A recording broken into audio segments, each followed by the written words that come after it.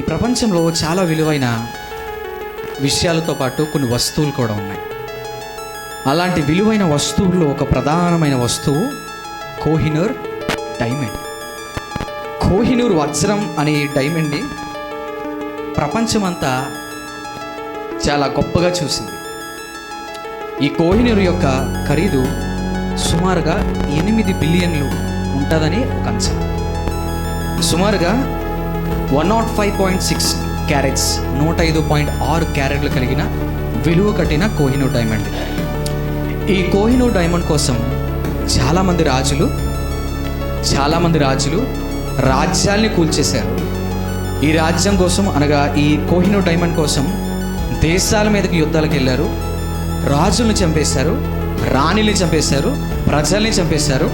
ఇంకా చెప్పుకుంటూ వెళ్తుంటే అన్యాయంగా కోహినూర్ డైమండ్ కోసం వాళ్ళ యొక్క జారత్వాన్ని కూడా చూపించింది.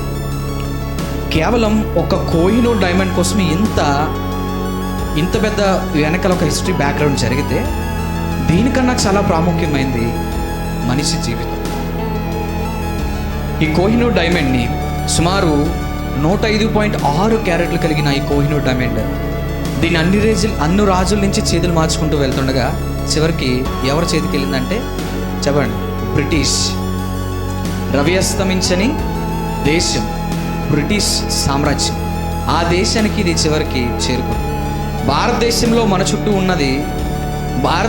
మన చుట్టూనే మన ప్రాంతంలో ఉన్న ఆ విలువైన వజ్రం ఎవరి చేతికి వెళ్ళిందంటే బ్రిటిష్ సామ్రాజ్యానికి వెళ్ళింది. ఈ సామ్రాజ్యంలో ఉన్న వారు కూడా ఈ డైమండ్ కోసం సముద్రానికి అటుపక్కన ఉన్న వాళ్ళు సముద్రానికి ఇటు పక్కన ఉన్న మన దగ్గరకు వచ్చి ఆ డైమండ్ పట్టుకెళ్ళిపోయారంటే డైమండ్కి ఎంత వాల్యూ ఉందో చూడండి ఈరోజు. అందుకే మనుషులు బాగా సంపాదించి ఏం కొంటారంటే చెప్పండి, 24 క్యారెట్లు బంగారం, 105.6 క్యారెట్లు డైమండ్స్, ఇంకా దానికన్నా తక్కువ ఎక్కువ ఏదోటి కొంటారు. మొత్తానికి సంపాదించిందంతా దేనికి కొంటారంటే రాళ్ళు కొంటున్నారంట, రంగురంగు రాళ్ళు అంట. కానీ బైబిల్లో ఒక విచిత్రమైన మాట ఉంటుందండి. ప్రపంచమంతా ఒక వజ్రం కోసం ఈ మట్టిలో ఉన్న వజ్రం కోసం కనిపెట్టి వెతికి దాన్ని సంపాదించి దాని విలువ సుమారుగా 8 కోట్లు అనగా 8 బిలియన్ కోట్లు పైగా దాన్ని ఎత్తి చూపిస్తే దానికన్నా చాలా విచిత్రంగా బైబిల్ మాట్లాడుతుంది. ఏంట విషయం చూడండి. లూకాసు వార్త 19వ అధ్యాయము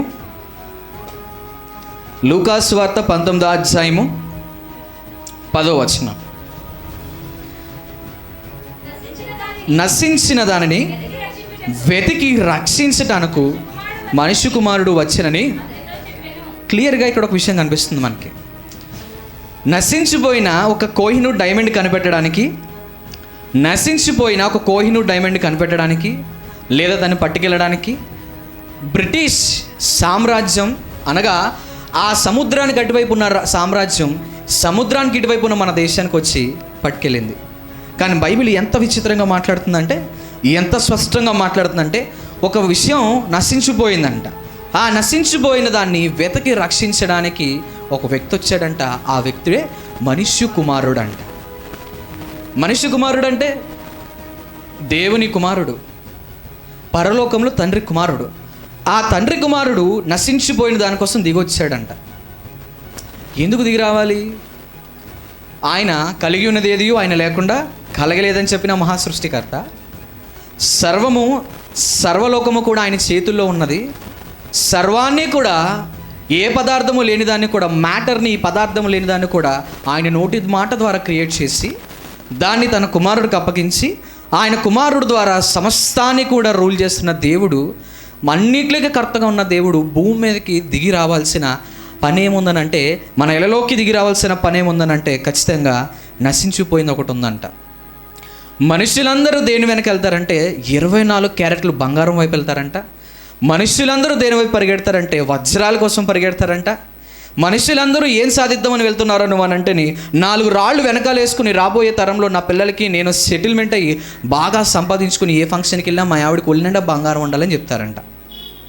కానీ దేవుడు అంటున్నాడంట, దేవుడు నీతో నాతో మాట్లాడుతున్నాడంట, సూటిగా చెప్తున్న మాట ఏంటంటే నశించిపోయిన ఒక విచిత్రమైన సంఘటన ఉందంట. ఆ సంఘటన కోసం దిగి రావాల్సి వచ్చిందంట. ఏంట సంఘటన? ఇప్పుడు కోహినూర్ డైమండ్ సుమారుగా దానికి $8 బిలియన్లు కలిగిన మంచి ఖరీదున్న ఆ విలువైన వజ్రానికి అంత వాల్యూ ఉంటే, దానికి మించిన విలువైనది ఒకటి ఉందంట. ఆ విలువైనది ఏదైనా ఉందనంటే యేసుక్రీస్తు వారు నీతో నాతో చెప్తున్న మాట మనమే. అంటే మీరు ఆలోచించండి, ఒక వజ్రాన్ని తీసుకెళ్ళడానికి దేశములు కూడా యుద్ధానికి పాల్పడ్డాయి. దేశం కూడా సముద్రానికి అడ్డు ఉన్నవి ఇటేపు వచ్చేసాయి. దేశములన్నీ కూడా ఐకమత్యంగా కలిసి యుద్ధానికి దిగాయంట ఒక్క వజ్రం కోసం. మరి ఆ వజ్రానికి అంత ఇంపార్టెన్స్ ఇస్తే, ఆ వజ్రానికన్నా గొప్పగా చేశాడు ఆయన మనల్ని. దిగి రాడా? వచ్చాడు ఆయన. ఏలోకి వచ్చాడు ఆయన. వచ్చి ఆయన ఏమంటున్నాడు చూడండి ఒకసారి. 1 కొరింథీయులకు 3వ అధ్యాయము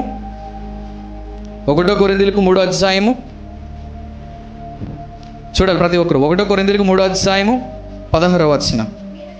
మీరు దేవుని ఆలయమై ఉన్నారనియు దేవుని ఆత్మ మీలో నివసించుచున్నాడనియు మీరు ఎరగరా? చాలు. దేవుని ఆలయం ఎవరంట?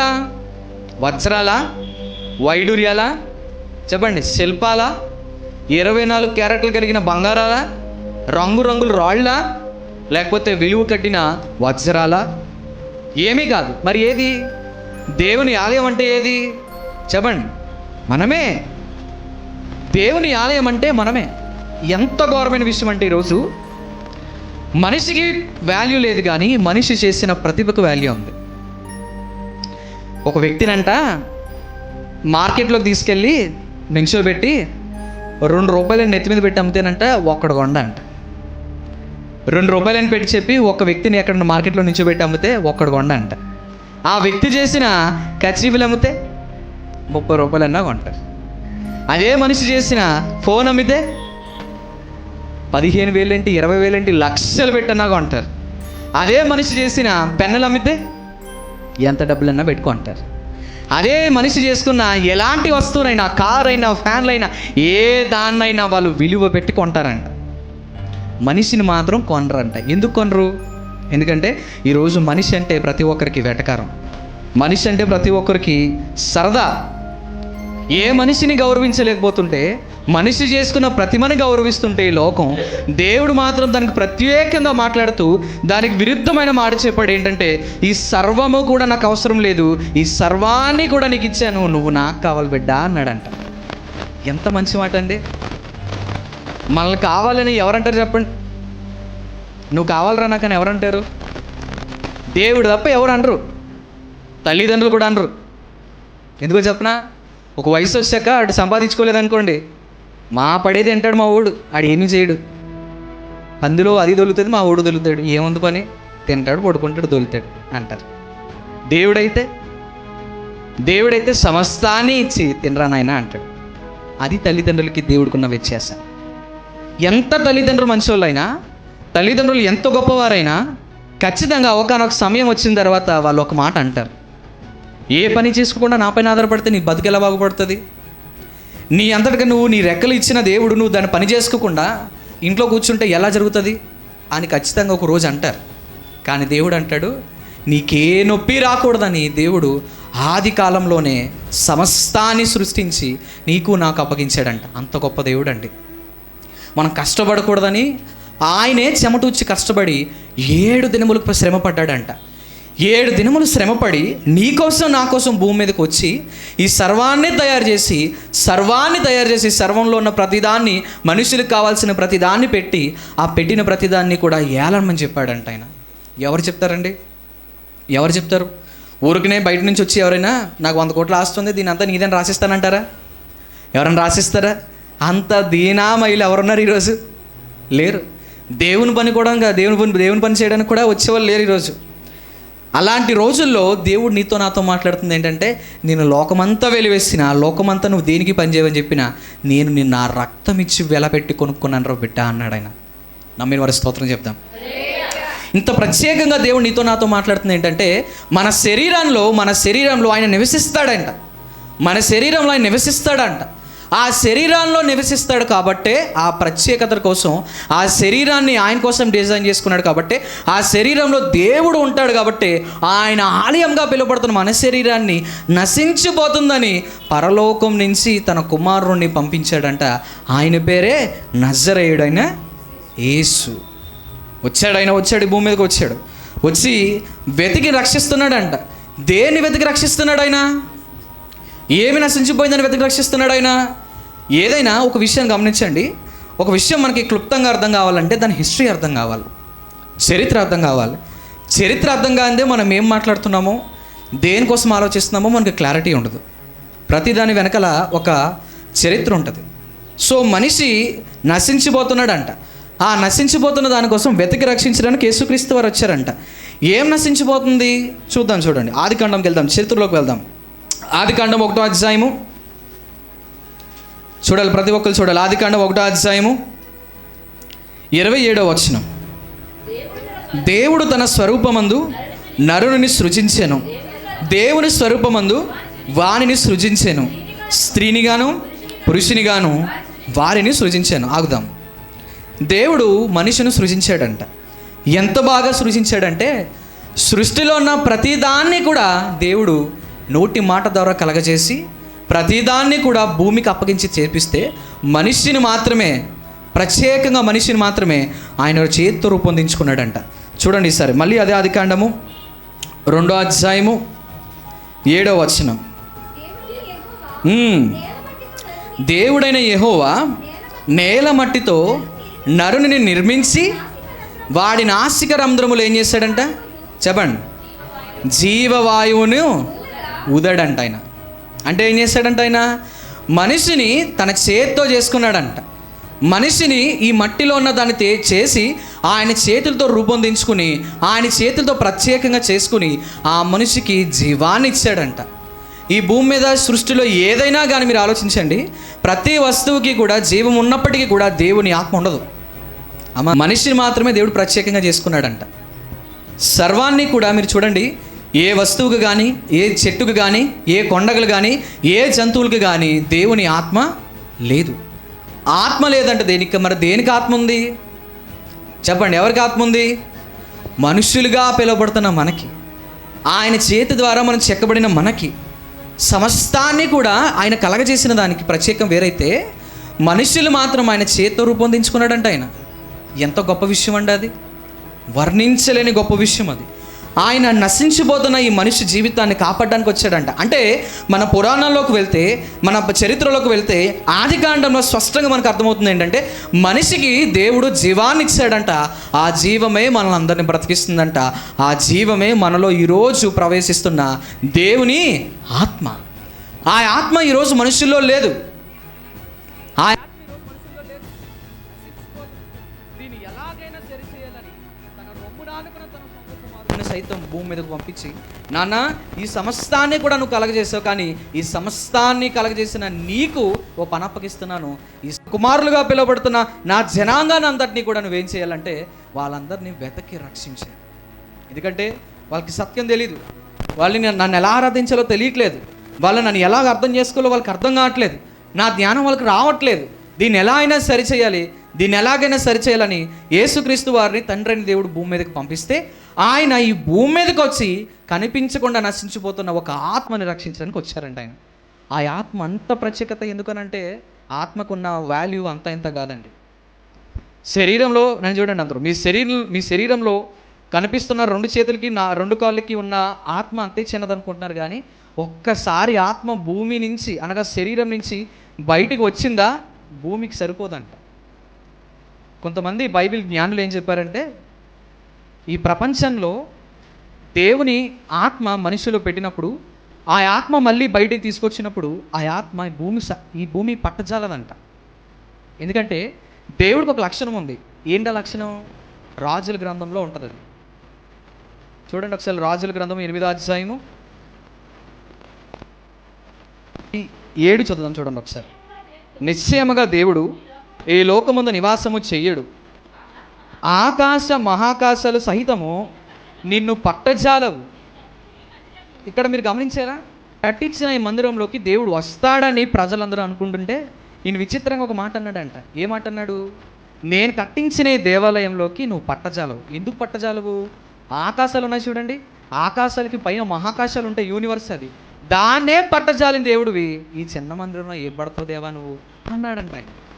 అందుకే దేవునికి ఉన్న లక్షణం, దేవుని ఆత్మకున్న లక్షణం మనకు కూడా ఉంటుంది. దేవుని ఆత్మకున్న లక్షణం మనకు కూడా ఉంటుంది. అంటే దేవుని ఆత్మ ఈ సర్వ సృష్టిలోని కూడా పట్టజాలదండి. పట్టజాలని ఆత్మని దేవుడు ఏం చేశాడంటే పట్టించాడు. ఎక్కడ పట్టించాడు చెప్పండి?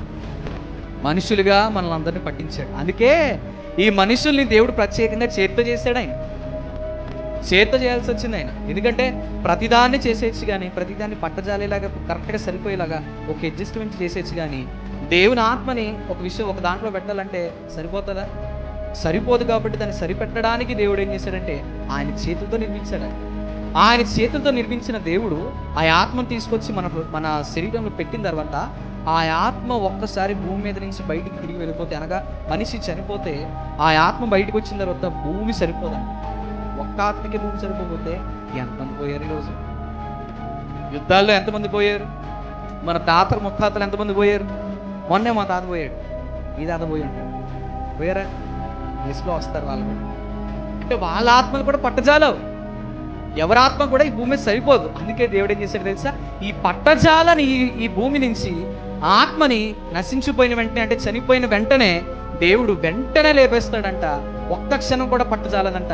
వెంటనే లేచిన తర్వాత ఆత్మ ఎక్కడికి వెళ్ళిపోతుందో చెప్పండి? పాతాళానికి దిగిపోతుంది. పాతాళం ఎంత పెద్దది తెలుసా? ఒక్క ఆత్మనే పట్టుకోవడానికి భూమి సరిపోవట్లేదంటే కొన్ని వేల ఆత్మల్ని పట్టజలుగుతుందంటే పాతాళం ఎంత పెద్దదో చెప్పండి? వర్ణించలేదు దాన్ని. మనం ఆకాశం అంత పెద్దదనన్నా సరిపోదు, ఆకాశం కూడా సరిపోదు, మహాకాశాలంటే అది కూడా సరిపోదు. అంత పెద్ద పాతాళంలోకి దేవుని ఆత్మలన్నీ కూడా నశించిపోయిన తర్వాత వెళ్తాయి. అంత గొప్ప దేవుడు ఈ నశించిపోతున్న ఆత్మల కోసం ప్రత్యేకంగా వచ్చాడు. ఎందుకంటే దీన్ని బాగు చేసే వాళ్ళు ఎవరు లేరు. ఇప్పుడు ఒక ఫోన్కి కంప్లైంట్ వచ్చింది అనుకోండి, నోకియా ఫోన్ కంప్లైంట్ వచ్చింది అనుకోండి, ఎక్కడికి వెళ్తారు? శాంసంగ్ వాడి దగ్గరికి వెళ్తారా? చెప్పాలి. ఎక్కడికి వెళ్తారు? నోకియా వాడి దగ్గరికి వెళ్తారు.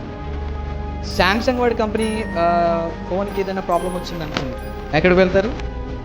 శాంసంగ్ దగ్గరికి వెళ్తారు. ప్రతిదానికి ఏ వస్తువు ఎక్కడి నుంచి తెచ్చామో అక్కడికి వెళ్ళినట్లుగా మరి ఆత్మ ఎక్కడి నుంచి వచ్చింది? ఇప్పుడు మనం చదువుకున్నట్టుగా 2:7 ఆదికాండము దేవుని యొక్క వన ఊపిరి నుంచి వచ్చిందంట.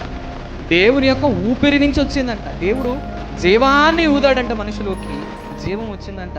మరి వచ్చిన దేవుని దగ్గరికి కదా మళ్ళీ వెళ్ళాలి. అందుకే దేవుడు ఏం చేశాడంటే ఈ నశించిపోతున్న వీళ్ళందరినీ సరిచేయడానికి భూమి మీద ఎవ్వరూ సరిపోరు. కాబట్టి ఇచ్చిన ఆత్మ నేనే బాగు చేయాలని తన కుమారుణ్ణి, ఆత్మగా ఉన్న యేసుక్రీస్తుని శరీరాన్ని ఇచ్చి ఆ శరీరాన్ని ఈ ఇలలోకి తీసుకొచ్చి నీకోసం నా కోసం బలియాగం చేశాడు. ఎంత అద్భుతమైన విషయం అంటే మనం వర్ణించలేము. ఎందుకంటే ఈ విషయాల గురించి మాట్లాడుతున్నప్పుడు చాలా సైంటిఫికల్గా ఉంటాయి. ఈ సైంటిఫికల్ విషయాలు మాట్లాడుతున్నప్పుడు ఖచ్చితంగా ఒక స్క్రీన్ ఉండాలి. మనకి స్క్రీన్ ఉందనుకోండి, ఇదిగోండి అదంట, అదంట, ఇదంట నేను ఒక వీడియో రూపంలో చెప్తుంటే చాలా క్లియర్గా అర్థమవుతుంది. మీరు ఊహించుకోండి, ఈ ఆత్మని పట్టజాలినప్పుడు, శరీరంలో దేవుడు బంధించినప్పుడు ఈ ఆత్మలు నశించిపోతూ పోతున్నాయంట. పాతాళంలో కింద వేతన పడే స్థలానికి పోతున్నాయంట. నెమ్మది పడే స్థలానికి వెళ్ళాల్సిన ఈ ఆత్మలన్నీ కూడా కింద పాతాళంలో ఈ ఏదైతే బాధపడకూడదో ఆ బాధపడే స్థలానికి వెళ్ళిపోతుంటే దేవుడు దీన్ని చూస్తూ ఊరుకోలేక తన సొంత కుమారుణ్ణి, తన రొమ్మున అనుకున్న కుమారుణ్ణి, ఆత్మగాను ఉన్నావు కాబట్టి శరీరాన్ని నీకు ఇస్తాను, శరీరాన్ని ధరించుకుని ప్రభు నా పిల్లల దగ్గరకు వెళ్ళి వాళ్ళకి కావాల్సిన రక్షణ దయచేయమని యేసుక్రీస్తుని భూమి మీదకి తెచ్చారు. అందుకే యేసుక్రీస్తు వారు భూమి మీదకి వచ్చారు. చాలామందికి యేసు ప్రభు ఎందుకు వచ్చారని అంటే ఏమంటారు తెలుసా? ఏమంటారు? నన్ను రక్షించడానికి అంటారు. ఏం రక్షించాలి అయ్యానంటే వాళ్ళకి సమాధానం ఉండదు, క్లారిటీ ఉండదు. ఏం రక్షించాలి, అసలు ఏంటి పరిస్థితి, వెనకాల చరిత్ర ఏంటి అర్థం కాదు. దేవుడు వాక్యానుసారంగా క్లియర్గా మాట్లాడుతున్నారు. ఆయన ఇది చదివినంత మాత్రం అర్థమైపోదు. ఆత్మ కావాలి, దేవుని ఆత్మ కావాలి. అందుకే దేవుడు ఏం చేశారంటే ఈ వాక్యం అంతా చదివేలాగా అర్థం అవ్వాలంటే దేవుని ఆత్మ మనకి ఇచ్చారు. అందుకే వాక్యం కొంచెం అచ్చట చెప్పండి, కొంచెం ఇచ్చట రాసి పెట్టాడు ఆయన. ఎందుకు? నీకు పునాదులు తెలిసాయి అనుకోండి, హిస్టరీ తెలిసింది అనుకోండి, ఇప్పుడు జరుగుతున్న సందర్భాలు ఏంటి అర్థం అవుతుంది. పునాదిలో ఈ ఆత్మ దేవుడు మనకి ఇచ్చినప్పుడు దేనికోసం యేసుక్రీస్తు వారు వచ్చారంటే పునాదికి వెళ్ళి చెక్ చేస్తే మనకు అర్థమవుతుంది దేవుడు ఆత్మ కోసమే వచ్చాడు. దేవుడు వజ్రాల కోసం రాలేదు, వైడూర్యాల కోసం రాలేదు, బంగారాల కోసం రాలేదు. ఈ సృష్టిలో ఉన్న ప్రతిదాని కోసం, ఆయన సృష్టించుకున్న ప్రతిదాని కోసం రాలేదే. ఇంకా విచిత్రమైన విషయం ఏంటంటే కనబడుతున్న సృష్టి అంతటినీ కూడా ఆయన కోపం వచ్చిందని ఓ రోజు తీసేస్తానన్నాడు. ఆయన కష్టార్జితం ఇచ్చి చెమట కార్చి 7 దినములు శ్రమపడి కష్టపడి సర్వాన్ని సృష్టించి ఆ సర్వాన్ని కూడా ఆయన ఏమన్నాడో తెలుసా అండి? ఒక్క మాటలో తన కుమారుడు వచ్చిన తర్వాత భూమి అంతటిని తుడిచిపాడేస్తానన్నాడు.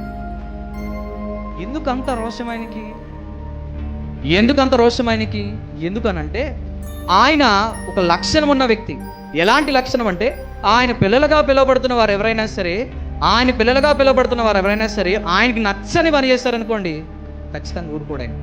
ఉదాహరణకి మీరు ఒక గ్రౌండ్లో కానీ మీ ఇంట్లో బయట పార్కింగ్ ఏరియాలో కానీ మొక్కేస్తారనుకోండి, అవి ఫలించట్లేదు అనుకోండి, మీరు ఏం చేస్తారు? పీకేసి పాడేస్తారు. అది ఎండిపోయింది అనుకోండి, ఏం చేస్తారు? పీకేసి పాడేసి పొయ్యిలో పాడేస్తారు. ఏదైనా ఒక వస్తువు మీకు పనికిరాట్లేదంటే తీసుకెళ్ళి డస్ట్బిన్లో పడేస్తారు. మరి ఈ సర్వాన్ని సృష్టించి దేవుడు, ఈ సర్వంలో ఉన్న మనుషులు ఎవరు కూడా ఆయన కోసం పని చేయబోతుంటే ఆయన ఏం చేస్తాడండి? భూమిని చెప్పండి, నాశనం చేసి పాడేస్తాడు ఆయన. అందుకే ప్రకటన గ్రంథంలో ముందే చెప్పాడు మనకి. ప్రకటన గ్రంథంలో క్లియర్గా ముందే చెప్పాడు ఆయన తన కుమారుణ్ణి పంపించినప్పుడు సమస్తాన్ని నాశనం చేస్తానని. ఆయన ఇంకా ఏం చెప్తున్నాడు? మళ్ళీ ఒకసారి చదవండి. ఒకసారి ఆదికాండము 1:27 చదవండి మళ్ళీ ఒకసారి. దేవుడు తన స్వరూపమందు నరునని సృజించెను. దేవుని స్వరూపమందు నరునని వారిని సృజించెను. స్త్రీని గాను పురుషుని గాను వారిని సృజించాను. ఇక్కడ ఒక విషయాన్ని గమనిద్దాము. చూడండి, దేవుడు తన స్వరూపము అంటే చెప్పండి. స్వరూపం అంటే ఆయనకున్న రూపం. ఆయనకి ఏ రూపం ఉంది? 2 చేతులు, 2 కాళ్ళు, 1 నోరు, 2 చెవులు ఉన్నాయా?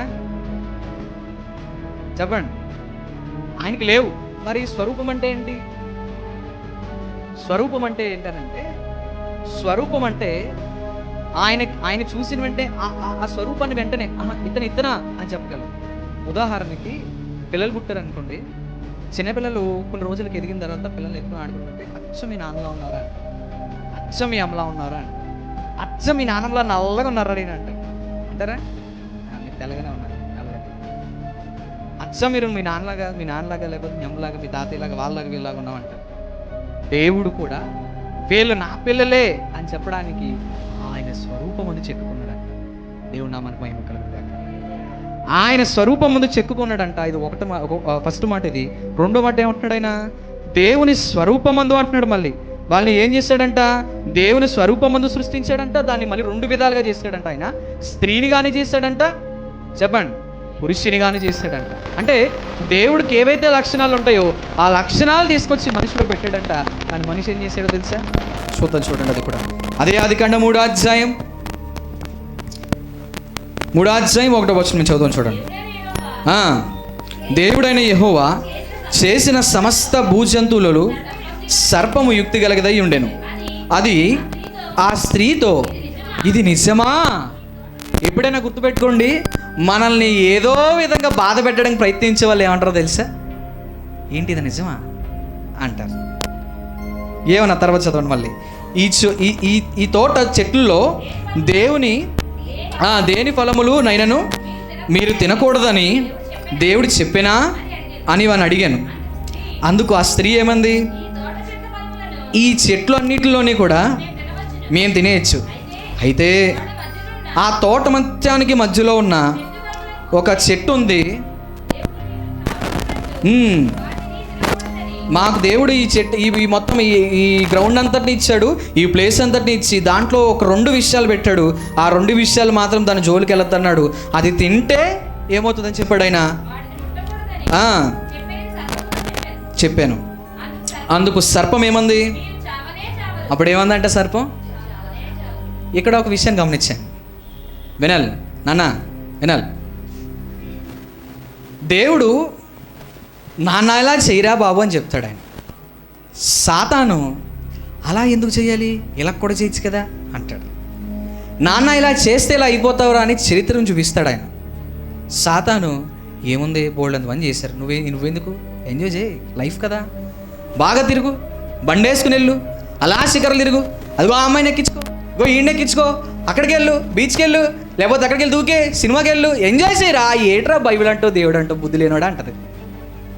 ఎప్పుడైనా గమనించండి, యుక్తిగా మాట్లాడుతుందంట. పాము చాలా తెలివిగా మాట్లాడుతుందంట.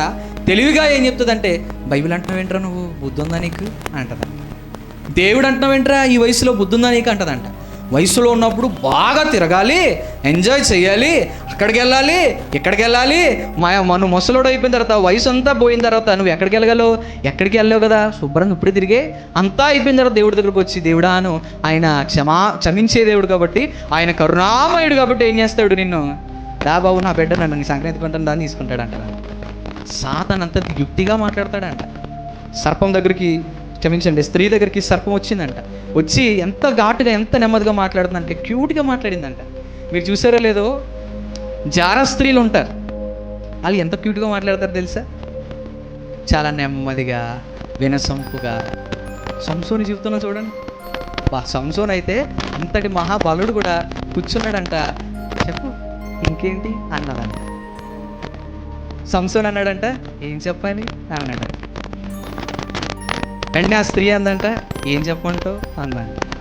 మాటల్లో వేసిందంట, తేనె మాధురం వేసిందంట.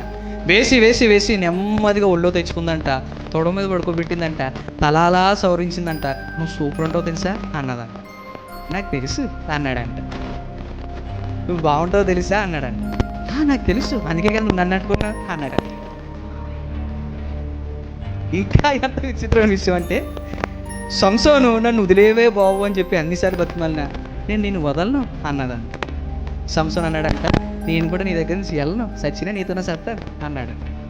అందుకే ప్రేమికులు చూడండి, చావు కూడా భయం లేకుండా ఎలుగు దూకేస్తారు. అంత కమ్మగా ఉంటుందంట మాట. సర్పం మాట కూడా అంతే కమ్మగా ఉందంట, అంతే నెమ్మదిగా ఉందంట. వచ్చిందంట ఆ స్త్రీ దగ్గరికి, అన్నదంట ఏం నిజమా అన్నదంట. ఏం నిజమే అన్నదంట అని చాలా చక్కగా అంటుందంట. ఎంత వివరించిన తర్వాత లేదు చదవండి ఈసారి 6 నుంచి చదవండి. ఎక్కడి నుంచి రెఫరెన్స్ చెప్పండి ఒకసారి. 5 నుంచి చదవండి. ఎలా అనగా మీరు వాటిని తినుదినము మీ కన్నులు ఏం చేయబడతాయి, తెరవబడతాయి. మీరు మంచి చెడులు ఎరిగిన వారై దేవదూతల వలె ఉందురని దేవునికి తెలియను కాబట్టి స్త్రీకి విషయాలని చెప్పిందంట. ఏం చెప్పిందంట, నువ్వు దేవదూతలా మారుతావు అన్నదంట. మనకేం చెప్తుంది తెలుసా, ఇప్పుడు ఇదిగో ఆ పౌండ్స్ పౌడర్ వాడు, తెల్లగా అవుతే హీరోయిన్ అయిపోతావు అంటదంట. స్త్రీ దగ్గరికి వచ్చేమందంట, ఆ తిను దేవతలు అయిపోతావు అన్నదంట. మన దగ్గరికి వచ్చేమంటదంట, పూసుకో లిప్స్టిక్ ఎర్రగా సూపర్ ఉంటావు అంటదంట. నిజమేనండి, వేసుకో మంచి సిరిగిపోయిన బట్టలు, అందరూ నీ కన్నకన్నాలు చూస్తుంటే ఎంత బాగున్నాడు కన్నకన్నకో బుజ్జోడు అని చెప్పి ముద్దెట్టుకుంటారంట. అంత కమ్మగా మాట్లాడుతుందంట, అంత నీట్గా మాట్లాడుతుందంట. మాట్లాడి ఎక్కించాల్సినంత ఎక్కిస్తుందంట. అంటదంట మళ్ళీ ఎక్స్ప్లెనేషన్ ఇస్తుందంట. అక్కడితో వదిలేస్తుందా వదలదు. తినే అని అంటే సరిపోద్ది, అలా అందంట. మళ్ళీ ఏమంటుందంట, తింటే ఏమవుతావో చెప్తుందంట, దాని నుంచి వచ్చే ప్రతిఫలాలు చెప్తుందంట. అన్నీ చెప్పి దగ్గరికి తీసుకెళ్ళి ఇదిగో ఎంత బాగుందో చూసావా, ఎక్సలెంట్ అంటదంట. ఇప్పుడు మన దగ్గరికి వచ్చేమంటదంటే అమ్మాయి చూసావా ఎంత బాగుందో అంటదంట. అబ్బాయి చూసావా ఎంత బాగున్నాడో అంటదంట. చూసావా ఎంత బాగా మాట్లాడుతున్నాడో, చూసావా ఎంత బాగా పాట పాడుతుందో, ఎంత బాగా ఉన్నారో, డ్రెస్సింగ్ చూడు, వాళ్ళ వెనక బ్యాక్గ్రౌండ్ చూడు, అది చూడు అన్నీ తీసుకెళ్ళి చివరికి గోదావరి గట్టు మీద నుంచోబెడతాదంట. ఏ గోదావరి అండి అది?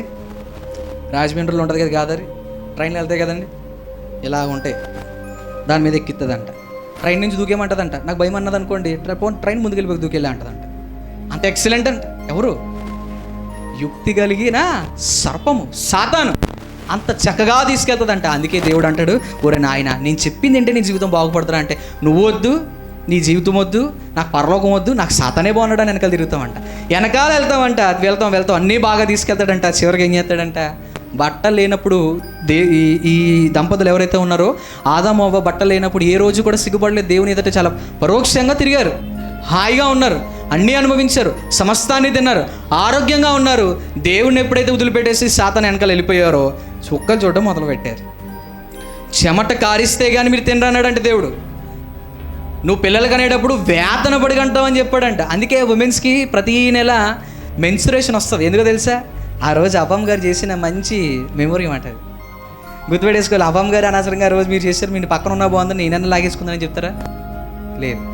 అది చదవండి సార్, మళ్ళీ 6 నుంచి చదవండి సార్. స్త్రీ ఆ వృక్ష ఆహారమునకు మంచిది, కనులకు అందమైనదియు వివేకమిచ్చు రమ్యమైనట్టుగా.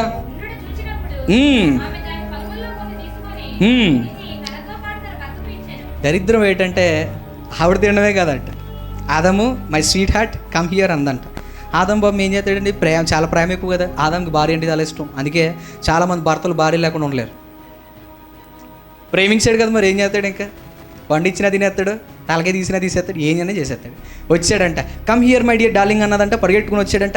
చెప్పమ్మా అన్నాడంట. ఏం చెప్పాలి, కాయ బాగుంది తింటావా అని అన్నదంట. అక్కడదే కదా అని అన్నాడంట. అవును అక్కడదే, నేను తిన్నాను నువ్వు తిను బేబీ అని ఎలా పెట్టిందంట. తిన్నాడంట, తినేసాడంట. తర్వాత అంటాడంట, దేవుడు దగ్గరికి వచ్చిన తర్వాత, ఏవయ్యా నీకు అప్పగించాను, వాడు చెప్పాను నీకు ఏంటది, నేను చెప్పాను ఇది తినద్రా అని ఆయన చెప్పాను, నువ్వేం చేసావు, తినేసావు. ఎందుకు తిన్నావు అని అడిగినప్పుడు ఏం చెప్పాడు తెలుసా? ఎంత బాగా చూడండి, అందుకు ఆదాము నాతో ఉండడానికి నువ్వు ఇచ్చిన భార్య ఉంది కదా, ఆ స్త్రీ ఏం చేసిందంట, ఆ వృక్ష ఫలము తినేసి నాకు కూడా టేస్ట్ అయ్యి బేబీ అని పెట్టింది. నేనేం చేయను, భార్యని ఇచ్చావు కదా, తినేసాను. ఫస్ట్ ఏమన్నాడు ఈ అయ్యగారు, ఏమన్నాడంటే, నా ఎముకలో ఎముక, నా మాంసంలో మాంసం, కాబట్టి ఇదేంటిది నాది అన్నాడంట. ఇప్పుడేమంటున్నాడంటే, నువ్వు ఇచ్చిందే కదా, నువ్వు చేసిందే కదా, నేను ఎవడు చేయమన్నాడు, ఇది ఇచ్చిన వల్ల ఈ దరిద్రం నాకు అంతా, నేను తినకూడదని తినిపించింది. గుండు బద్దలు కూడా వద్దు అనుకున్నాను కానీ నువ్వు వచ్చేసి అడ్డుగా అని చెప్పాడట. ఇంకేం చేయలేక, వర్ణించలేక సరే అని చెప్పేసి దేవుడు కూడా సరేలే మీ బాధ మీరు పడండి అని చెప్పేసి శిక్ష ఇచ్చేసాడట. అందుకే చూడండి, పాపం ఎప్పుడూ కూడా చాలా కమ్మగా ఉంటుందండి, చాలా తీయగా ఉంటుంది, నెమ్మదిగా ఉంటుంది, రుచిగా ఉంటుంది. చేసేటప్పుడు పాపం, వినాలి అందరూ, చేసేటప్పుడు పాపం ఏమీ మనకు అర్థం కాదు, మంచిగానే కనిపిస్తుంది. అది చాలా టేస్టీగా ఉంటుంది, ఎంజాయ్గా ఉంటుంది, హార్ట్ఫుల్గా ఉంటుంది, దాన్ని వర్ణించలేనంత హాయిగా ఉంటుంది. ఎంత హాయిగా ఉంటుందో ఒక్కసారి దాని అనుభూతి అయిపోయిన తర్వాత చుక్కలు లెక్క పెడుతున్నప్పుడు తెలుస్తాయి. రాత్రి కాదు, చెప్పండి, పగటాలు చుక్కలు కనబడతాయా? కనబడు. లాగి పెట్టాడు ఇచ్చుకోవట్లే, తిరుగుతాయి చుక్కల పైన, అవి కనబడతాయి. దేవుడు అందుకే చెప్తాడు, ఆయన చెప్పింది నేను రా బాబు అంటే, నేను వెన్న ప్రభువా, నేను దాని వెనకాల వెళ్తానన్నావా, ఎల్లు తోలు తీసుకొచ్చోబెడతాడు. తీసాడు ఆయన, చెప్పాడు, ఉచితంగా మీకు ఇవన్నీ ఇచ్చాను, ఉచితంగా మీకు ఇవన్నీ సమకూర్చాను, తినడానికి ఏ రోజు మీరు బాధపడకుండా మీకు అన్నీ నేనే ప్రొవైడ్ చేశాను, కానీ మీరు చేసుకున్న పనికి మీరు ప్రతిఫలం పొందాలని దేవుడు ఏం చేశాడు, శపించాడు. ఏమని శపించాడు, చదవండి.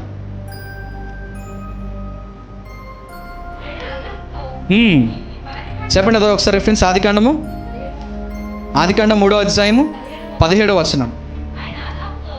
ఆదాముతో దేవుడు మాట్లాడుతూ చెప్తున్నాడు, ఆదాముతో, నీవు నీ భార్య మాట విన్నావు కాబట్టి, నేను నీకు ఏదైతే తినద్దన్నానో దాన్నే తిన్నావు కాబట్టి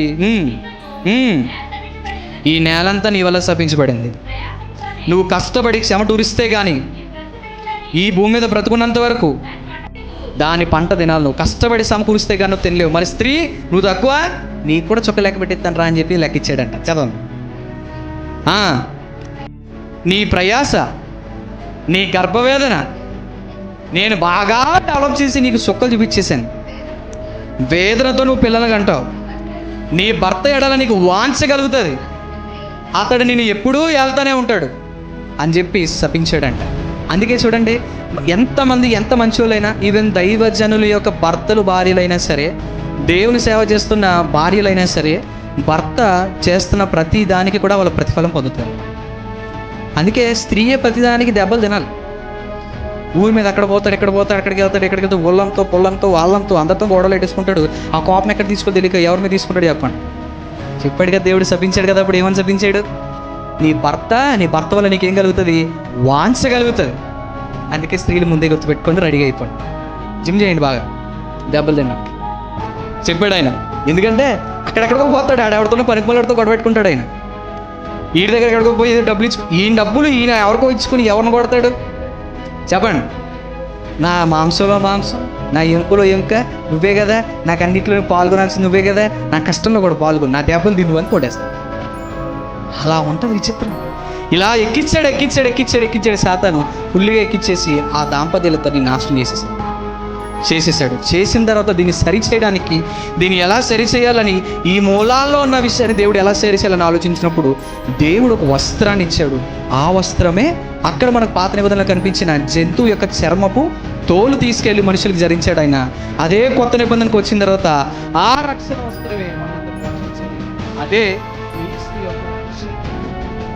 ఆ రక్షణ పాత నిబంధనలో దేవుడు మనం చేసుకున్న పాపాల నిమిత్తమే దేవుడు ఆ రక్షణ ఇవ్వడానికి, వస్త్రాన్ని ధరింపజేయడానికి తన కుమారుడిని కొత్త నిబంధనలు పంపించాడు ఆయన. అంటే యేసుక్రీస్తు వారు ఎందుకు ఈ భూమి మీదకి వచ్చారు? నశించిపోతున్న దాన్ని వెతికి రక్షించి మళ్ళీ దేవుని దగ్గర చేర్చడానికి. ఆనాటి కాలంలో, ఆది కాలంలో, పూర్వకాలంలో లేదా చరిత్రలో ఏదైతే నశించిపోయిందో, ఏదైతే దేవునికి విరుద్ధంగా అయిపోయిందో, ఏదైతే దేవునికి కనెక్ట్ అవ్వకుండా అయిపోయిందో దాన్ని కనెక్ట్ చేయడానికి మళ్ళీ కనెక్షన్ పోయిన మనల్ని అందరినీ కూడా ఆయన ప్రేమతో మనల్ని అందరినీ రక్షించి ఆయన రక్తం ఇచ్చుకొని మనల్ని అందరినీ దేవునితో మళ్ళీ కనెక్ట్ చేశాడంట. ఎంత విచిత్రంగా ఉంటుందంటే ఈ సైన్స్ అర్థం కాదు మనకి, ఈ క్లుప్తమైన విషయాలు మనకు అర్థం కావు. ఇప్పుడు ఈ మైక్ పైన చేయాలంటే ఈ వైర్ పెట్టాలి, ఈ వైర్ పెట్టకపోతే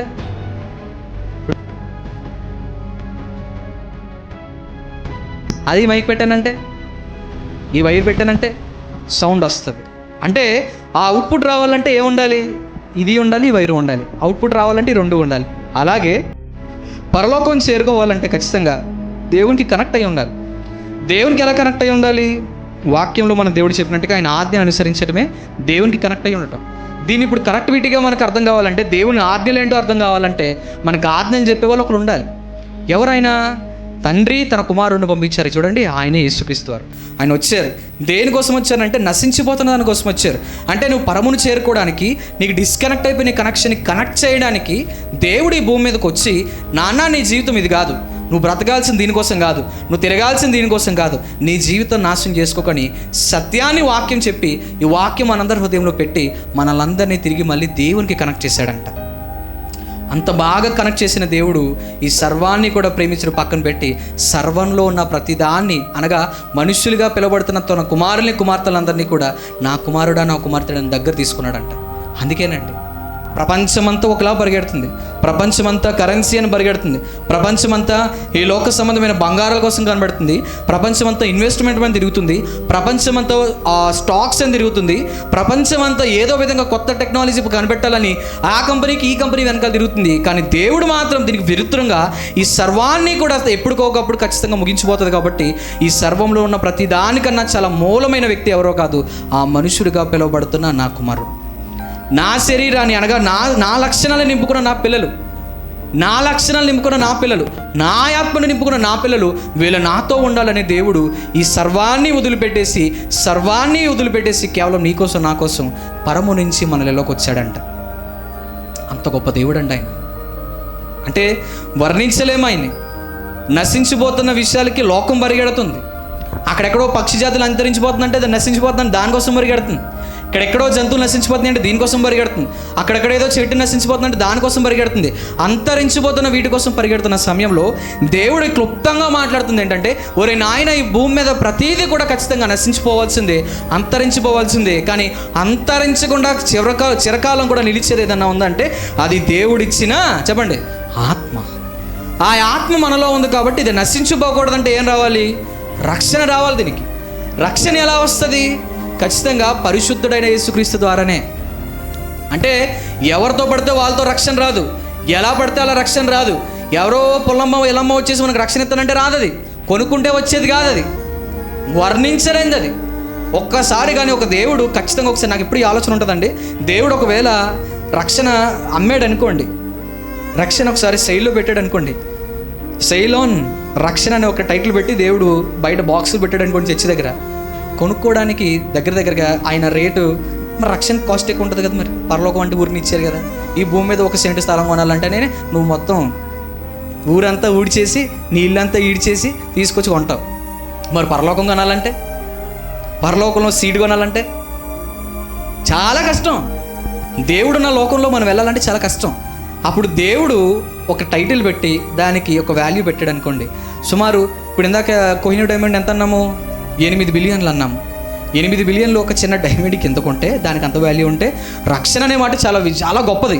దాన్ని వర్ణించలేదు. దానికి చావే లేదు, టైమే లేదు, ఏమీ లేదు, ఆకలి ఉండదు, ఎలాంటి దెబ్బతలు ఉండవు. అలాంటి లోకంలోకి వెళ్ళాలంటే ఖచ్చితంగా దానికి వాల్యూ పెట్టాడు అనుకోండి. ఆయన బిలియన్లు కాదు, ట్రిలియన్లు కాదు, మిలియన్లు కాదు, తర్వాత ఇంకేముంటాయి అవన్నీ కాదు, చెప్పుకోవడానికి లెక్క సరిపోదు. ఇంకా అంతా లెక్క ఒక్కసారి పెట్టాడు అనుకోండి. ఒక్క రక్షణ పొందడానికి ఒకడన్నా మిగులుతాడా? చెప్పండి, ఒకడన్నా వస్తాడా? ₹1 కోటి పెట్టానండి, ₹1 కోటి రక్షణ ఇక్కడ బయట టైటిల్ పెట్టాను, మీరు కొనుక్కోగలరా? చెప్పండి, నరకానికన్నా వెళ్ళిపోతాను కానీ ₹1,00,000 నేను తేలేనయ్యా అంటారు. పోనీ ₹1,00,000 ఎక్కువైపోయినాయి, పోనీ 10 లక్షలు అని చెప్పాను అనుకోండి, 10 లక్షలైనా సరే డౌట్ ఉంటే కొంటాం, అది కన్ఫర్మ్ అయితేనే. మళ్ళీ దానికి మళ్ళీ రిజిస్ట్రేషన్ పేపర్లు అడుగుతారు మీరు, అయ్యేమి ఎవరు అక్కడ. ఇన్ని లెక్కలు ఉంటాయి. అందుకే దేవుడు ఉచితంగా ఇచ్చాడంట. ఈ ఉచితంగా ఇచ్చిన రక్షణని చాలామంది దుర్వినియోగం చేసుకుంటారు. చాలామంది ఈ రక్షణ వాల్యూని కనిపెట్టలేరు, ఎందుకంటే దేవుడు వాల్యూ పెట్టలేదు దీనికి. దేవుడు ఒకవేళ దీనికి వాల్యూ పెట్టి కరెన్సీ పెడితేనా, నాకు తెలిసి భూమి మీద చాలా తక్కువ మంది బాగా ధనవంతులు ఎవరు ఉంటారో వాళ్ళు మాత్రమే కొనుక్కోగలరు, మిగతా ఎవరు కొనుక్కోలేరు ఆయన. కానీ దేవుడు ఏది కూడా పెట్టకుండా ఉచితంగా ఇచ్చాడంట. ఉచిత కృపను బట్టి ఈరోజు నువ్వు నేను బ్రతుకున్నామంటే ఆయనకి ఎంతలా మనం ఆరాధించుకోవాలండి, ఆయన చెప్తున్నట్టుగా ఎంతలా నడుచుకోవాలి. ఆ నశించిపోతున్న దానికోసమే క్రీస్తు రోజు వచ్చారు. ఎందుకంటే నశించిపోతున్న డైమండ్స్ కోసం తిరిగే వాళ్ళు ఉన్నారు, నశించిపోతున్న ఉద్యోగాల కోసం పరిగెట్టే వాళ్ళు ఉన్నారు, నశించిపోతున్న వేరే వస్తువుల కోసం లేకపోతే జంతువుల కోసం తిరిగే వాళ్ళు ఉన్నారు. కానీ నశించిపోతున్న మనిషిని ఆత్మను కాపాడడానికి ఎవరున్నారు? ఎవరూ లేరు. కానీ దేవుడు దీని పునాదిని కదిపి ఆ పునాదిలో ఉన్న దేవుడు వేసిన పునాదిని చెక్ చేసి దాన్ని సరిచేయడానికి మన ఇళ్ళలోకి క్రీస్తుని తీసుకొచ్చి కూర్చోబెట్టి మనలందరినీ తన ఉచిత కృపను బట్టి నిన్ను నన్ను మనలందరినీ కూడా పరిశుద్ధులుగా మార్చాడు. సో దేవుడు ఈరోజు నీతో నాతో చెప్తున్నమాట, ఆయన ఇచ్చిన ఉచిత కృపని పోగొట్టుకోకండి, జీవితాన్ని అనవసరంగా వ్యర్థంగా వార్చుకోకండి. ఇప్పుడు ఒక డేస్ మనకు గడిచిపోతున్నాయి, ఎంత ఫాస్ట్గా గడిచిపోతున్నాయంటే అప్పుడే సండే వచ్చింది అనిపించింది నాకు. అంత ఫాస్ట్గా సండే వచ్చేసింది. ఇంత ఫాస్ట్గా సండే వచ్చేసిందంటే చూడండి డేస్ ఎంత ఫాస్ట్గా అవుతున్నాయి. ఇంతకుముందు కాలం కన్నా ఇప్పుడు చాలా ఫాస్ట్గా వెళ్తుంది. మీరు నమ్ముతారో నమ్మరు, టైం ఇంతకుముందు కన్నా ఇప్పుడు చాలా ఫాస్ట్గా పరిగెడుతుంది. కాలాలు కూడా త్వరగా మారిపోతున్నాయి.